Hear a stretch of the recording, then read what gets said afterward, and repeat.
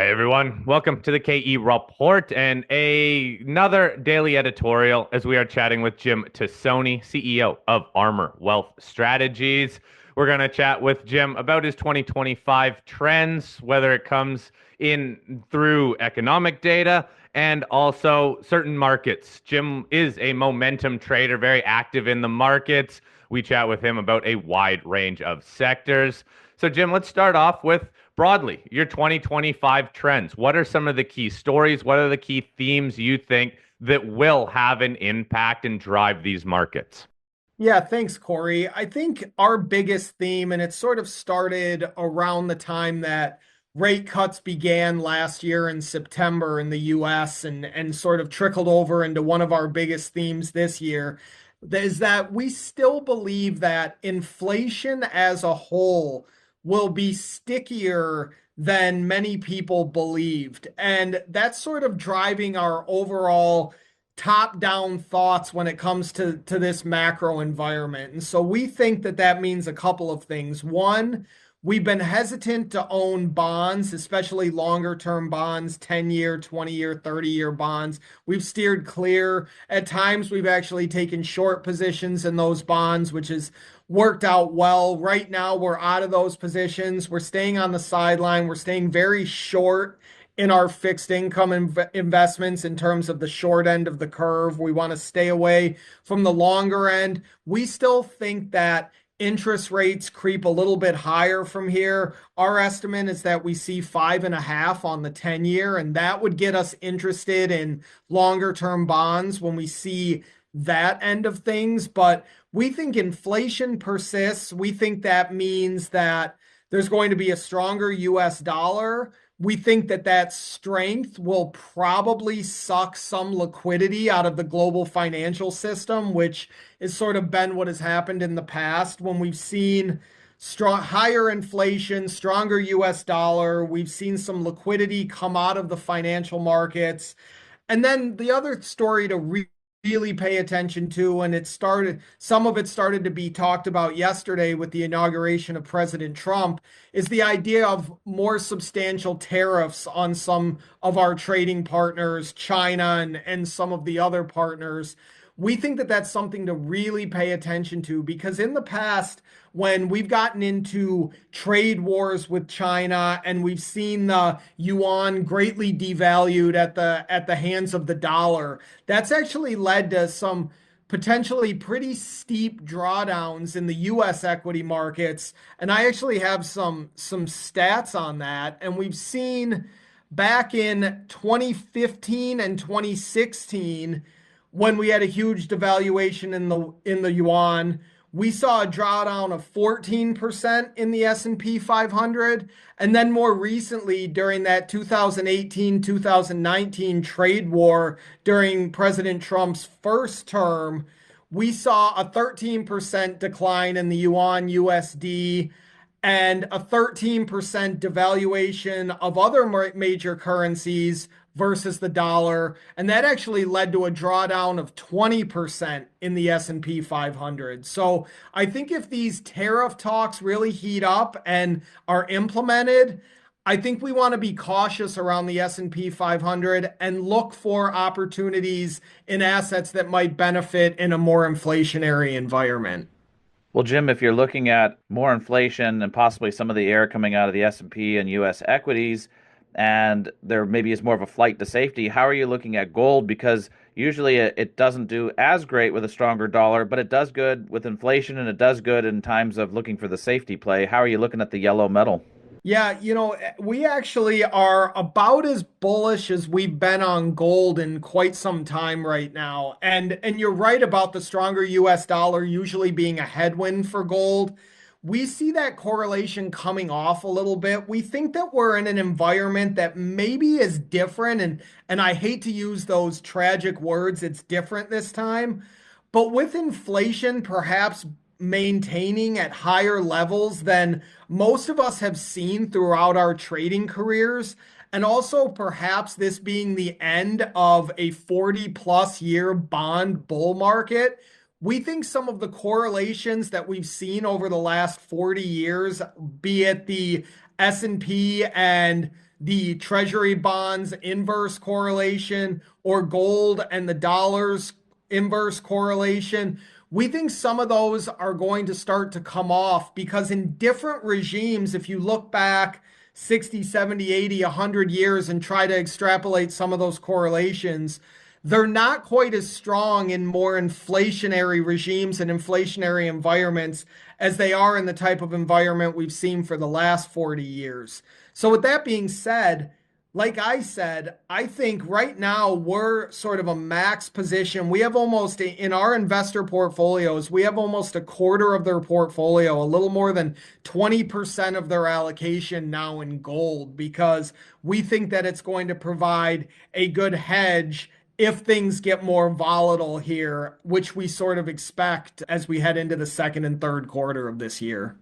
Interesting. That's a large position in gold. What about diving into the gold stocks, the miners, any of that gold stock sector? Are you playing that for any sort of potential leverage to a gold move?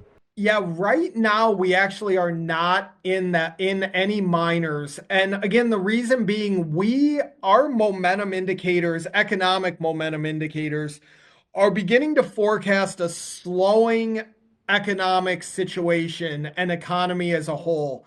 And so we are tending to favor the actual metal as opposed to the miners because at the end of the day, they still are businesses. They still have to operate in the business climate that we're in. And we see an overall slowing business climate. We see growth slowing and or decelerating as we head into the second and third quarter. And so we think there's some risk in being in company specific names because of this weakness in the business cycle that we anticipate. And so we actually prefer the metal as opposed to the miners.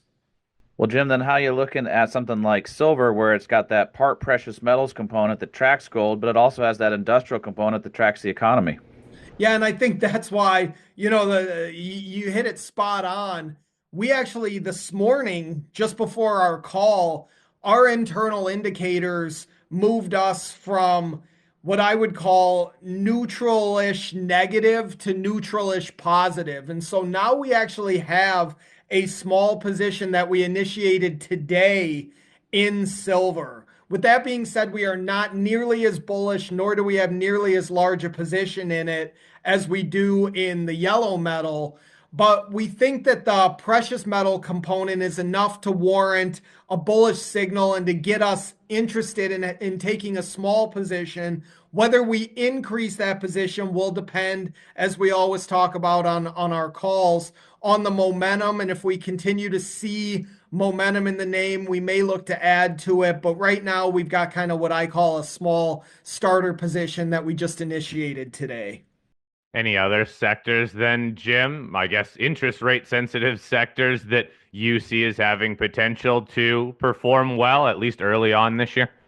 Yeah, I mean, we liked and we actually dialed back a little bit today on them, so I will caveat that. But coming into the year, we were bullish on energy, we were bullish on financials, and we actually did like the real estate sector as well. We had our largest individual sector weight in the equity space was in the financial sector coming into the year. We took a little bit of that position off today, just again, because we're overall nervous about the market as a whole. And while some sectors may hold up better than others, if we do get a 10 to 20% correction here in the next 2 or 3 months, all sectors will suffer. So we want to make sure that we're helping our clients avoid losses in the extent that we can. But with that being said, we really like the financials. We think there's still some upside for energy. Some of the comments from President Trump and the Trump administration yesterday about expanding drilling and things like that and potential supply glut is why I think you're seeing a bit of a sell-off today. But I still think long term that's a sector you want to be in. But probably our favorite sector overall heading into 2025, and at least for the time being, is in the financials. Well, Jim, you also mentioned that off mic before the call that you thought the long end of the curve could keep raising on the yield curve for treasuries and that bonds maybe in the hurt locker still. It's interesting because people used to go to the bonds as a safety play like the dollar and like gold, but it's also interesting in the environment where a lot of people were expecting rates to start coming down this year in lieu of the Fed cuts. Now there's not as many cuts on the table as there was, but they've started cutting some. But even when the Fed started cutting, rates went up, and you pointed out that it really depends on where the move was. It's really on the short end of the curve versus the long end. Maybe just unpack that for people listening, confused by these move in interest rates and bonds. Yeah, absolutely. And I think we talked about this a little bit back in September and October and nailed this call because in our minds, I think there was some confusion amongst a lot of investors in terms of where the pressure would be on the yield curve when the Fed started cutting rates. And the Fed controls or through their actions has the most influence on that short end of the curve, the 0 to 3 month issuance. And so we have seen that part of the market come down. With that being said, the longer end of the curve, we've actually seen some yield curve normalization. We've seen a bit of steepening. And what that means is, although the shorter end of the curve, the yields have come down, the longer end has held steady and even raised a little bit. So we've seen a more normalization of the curve. And we went back and looked historically, and we found that on average over the last 100 years of data, there's about 150 to 200 basis points of spread between the 3 month and the 10 year. So if you end up having a 3 month at about 3.5%, that tells you that you should have a 10 year in the neighborhood of 5 to 5.5%, which is, right where we've been hovering and also kind of harkens that, as I said earlier, our call is for 5.5 on that 10 year, get us to a more normalized yield curve level. At that level, we think that bonds become a lot more of an attractive proposition from both a safety standpoint and a potential appreciation. Let's talk broad averages then, Jim. If you see higher inflation, or at least sticky inflation, rates remaining somewhat elevated too, but the markets, well, different sectors do fine. You have some positive outlook on a couple sectors, but these markets have broadly lost a lot of momentum since early December. The markets were on a tear most of last year with the odd correction here and there of about 5%. But since early December, well, we haven't touched those all-time highs, and now we're almost 2 months out of that. We have had a 5% correction, but just in the last week, the markets, the S&P has climbed back. Again, still not at all-time highs, but relatively close. How do you see the broad averages playing out throughout this year? Is it going to be choppy sideways action, or could we be seeing some more all-time highs? I think we definitely are going to see more choppy action this year than what we've experienced. And I think within that choppy action, I think we're going to see probably more exacerbated volatility, both to the downside and to the upside. And I actually saw a crazy stat the other day, and I didn't realize this, but going back to 2015 now, we have not had a year that didn't include either a 20% pullback or a 20% gain during the course of a calendar year. So for going on 10 years now, people talk about it's been a great bull market, but yeah, there has been intra-year volatility. And so for us right now, given where we are in the from an inflationary standpoint, from a market standpoint, from a growth slowing standpoint, and all the economic indicators that we look at, we think that the probabilities favor the idea of a 20% drawdown. Now, we don't know when it's coming and or even if it's coming. We're just saying that probabilities favor that. With that being said, we are momentum investors. So we're not going to try to predict it. We're going to let price action tell us when it happens.